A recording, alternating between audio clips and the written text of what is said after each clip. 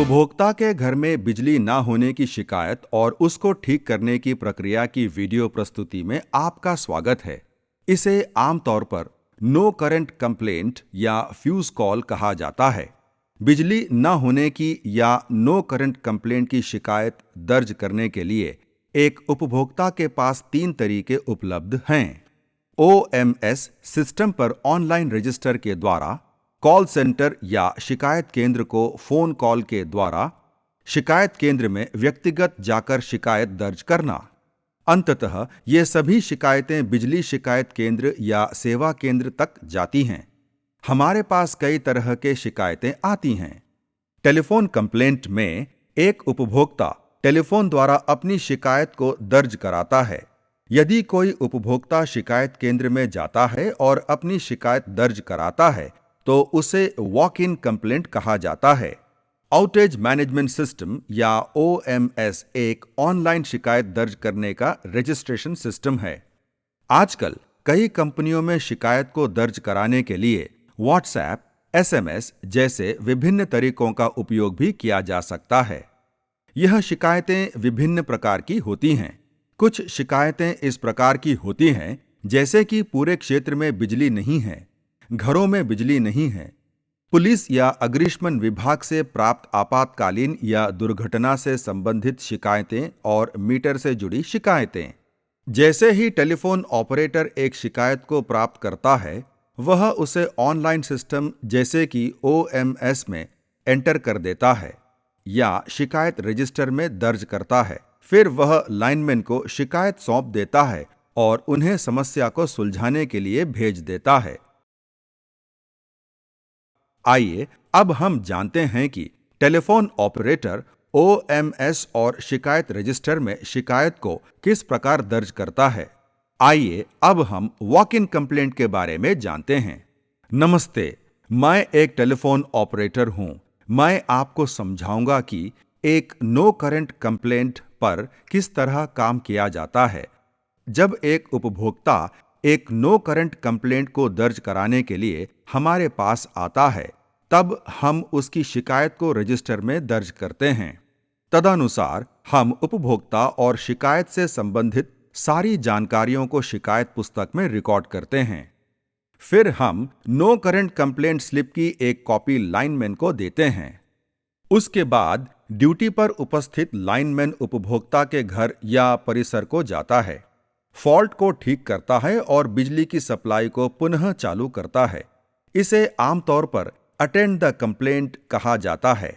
शिकायत को अटेंड करने के बाद और समस्या को सुलझाने के बाद जब उपभोक्ता के घर में बिजली को पुनः चालू किया जाता है, तब टेलीफोन ऑपरेटर किए गए कार्य के विवरण को रिकॉर्ड करता है। इसके साथ साथ शिकायत को बंद करने के लिए शिकायत रजिस्टर में बिजली पुनः चालू की गई या नहीं और उसके कारण को भी रिकॉर्ड करता है। अब मैं आपको outage management system OMS complaint के बारे में बताऊंगा। जैसे कि पहले बताया गया है कि ओएमएस में विभिन्न प्रकार की शिकायत हो सकती हैं। क्षेत्रीय, व्यक्तिगत, मीटर, पुलिस कंट्रोल रूम द्वारा प्राप्त कंप्लेंट और आपातकालीन। इस शिकायत को कंप्यूटर में ऑनलाइन रिकॉर्ड किया जाता है, जिसे बीएसआईएस सिस्टम के नेटवर्क में कहीं से भी देखा जा सकता है। शिकायत को दर्ज करने के बाद शेष प्रक्रिया टेलीफोन द्वारा दर्ज की गई शिकायत के समान होती है।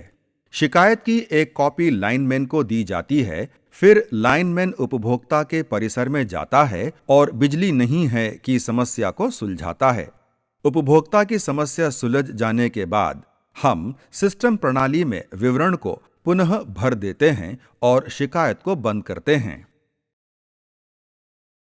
आइए अब हम पुलिस या अग्निशमन विभाग से प्राप्त एक दुर्घटना, शिकायत या पुलिस कंट्रोल रूम द्वारा प्राप्त मामले पर नजर डालते हैं। यहां आप एक गांव में बिजली नहीं है कि एक शिकायत को देख सकते हैं, जहां एक ट्रैक्टर ने एलटीपीसीसी पोल से टकराकर उसे उखाड़ दिया है। यह लाइन बिजली घर में एसीबी से अर्थ फॉल्ट पर ट्रिप हो गई है। आप देख सकते हैं कि पोल अपने बेस से टेढ़ा हो गया है।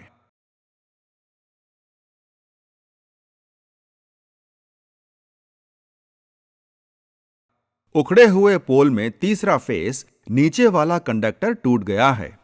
आप देख सकते हैं कि एलटी लाइन के कंडक्टर्स नजदीक के एचटी-पीसीसी पोल पर अटक गए हैं।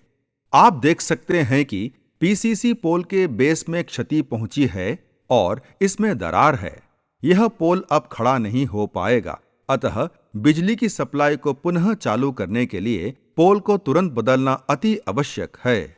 आइए अब हम देखते हैं कि लाइनमैन किस प्रकार एक उपभोक्ता की समस्या को सुलझाता है, जहां नियत तारीख पर बिजली का बिल न भरने के कारण उपभोक्ता की बिजली की सप्लाई को काट दिया गया है।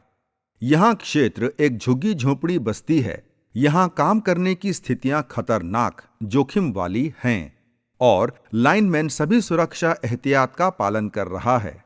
मैं नवदेव एक लाइनमैन हूं। मैं यहां पर उपभोक्ता की बिजली की सप्लाई को पुनः चालू करने आया हूं, जिसकी बिजली बिल न भरने के कारण काट दी गई थी। यहां एक फॉर्म है जिसमें उपभोक्ता का विवरण दिया गया है। उपभोक्ता ने हाल ही में भरे गए बिजली के बिल को दिखाया है। यहां मैंने मीटर की जांच की है। यह चमक या ब्लिंक नहीं कर रहा है। इसका मतलब यहां पर बिजली नहीं है। इसका मतलब है सप्लाई को फीडिंग पॉइंट से काट दिया गया है। इसलिए मुझे पोल से सप्लाई की जांच करके उसे पुनः चालू करना होगा। मैंने उपभोक्ता द्वारा दर्ज की गई शिकायत को सुलझा दिया है। यह डिस्ट्रीब्यूशन बॉक्स है। मैं इस बॉक्स में कनेक्शन की जांच करूंगा और कनेक्शन को पुनः चालू करूंगा। पहले हम इस तरीके से सेफ्टी बेल्ट को पहनेंगे। यह मैंने बॉक्स को खोल दिया है। आप देख सकते हैं कि फेज वायर कनेक्शन को काटा गया है। अब हम इस डिस्ट्रीब्यूशन बॉक्स में तार को जोड़ेंगे और इस बात की पुष्टि करेंगे कि बिजली पुनः चालू हो गई है या नहीं। इस कार्य के समाप्त होने पर डिस्ट्रीब्यूशन बॉक्स को बंद करेंगे और सेफ्टी बेल्ट को उतार लेंगे। अब मैं मीटर पर सप्लाई की जांच करता हूं। अब बिजली पुनः चालू हो गई है। चूंकि मीटर की लाइट ऑन हो गई है, हम मीटर की रीडिंग को अंकित करेंगे। उसके बाद हम फॉर्म पर उपभोक्ता के हस्ताक्षर लेंगे। उपभोक्ता से इस बात की पुष्टि करेंगे कि बिजली है या नहीं। यदि उपभोक्ता हां बोलता है तो फॉर्म पर उसके हस्ताक्षर लेंगे। अंत में उपभोक्ता से पूछेंगे कि वह आपकी सेवा में संतुष्ट है या नहीं। लाइनमैन और उसका हेल्पर इस तरह से उपभोक्ताओं की शिकायतों को सकारात्मक तरह से सुलझाते हैं।